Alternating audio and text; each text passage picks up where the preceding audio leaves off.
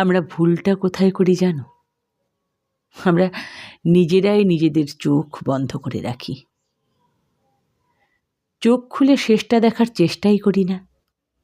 আমরা মানতেই চাই না যে মানুষ বদলায়। আমি বদলাই, তুমিও বদলাও।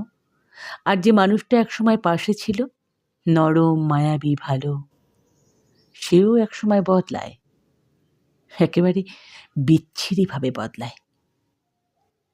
আমরা মানতেই চাই না কিছু মানুষ শুরু থেকেই আমাদের জীবনে সত্যিকারের অনুভূতি নিয়ে আসে না।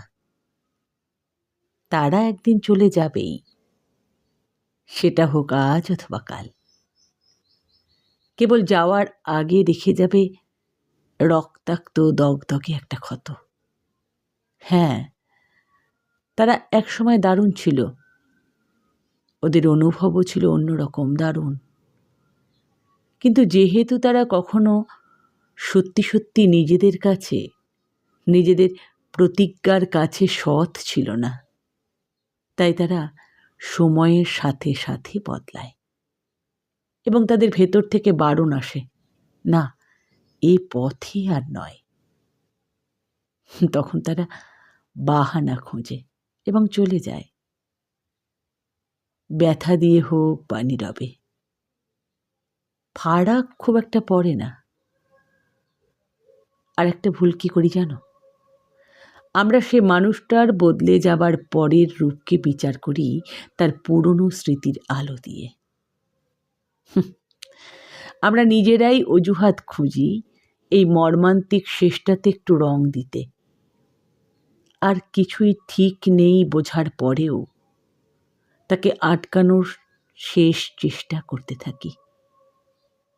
এর কারণ শুধুমাত্র একটাই, শুরুটা যে ছিল ভীষণ মধুর, ভীষণ সুন্দর। আমরা ভেঙে পড়া গল্পটার এক নির্দিষ্ট জায়গায় গিয়ে দাঁড়িয়ে থাকি, যেখানে সে ভালো ছিল, কাছের ছিল, আপন ছিল।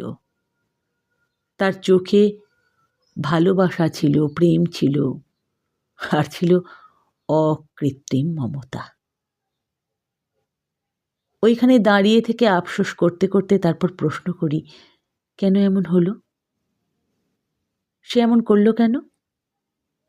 আমি কি এমনটা পাওয়ার যোগ্য ছিলাম? অথচ সাহস করে একবার যদি শুরুতেই চোখ তুলে শেষটা দেখার চেষ্টা করতাম, তাহলে সব প্রশ্নের উত্তর শুরুতেই পেয়ে যেতাম। শেষটার কাছে প্রশ্ন করতে হতো না, শেষটার কাছে এভাবে অসহায় হয়ে প্রশ্ন করতে হতো না।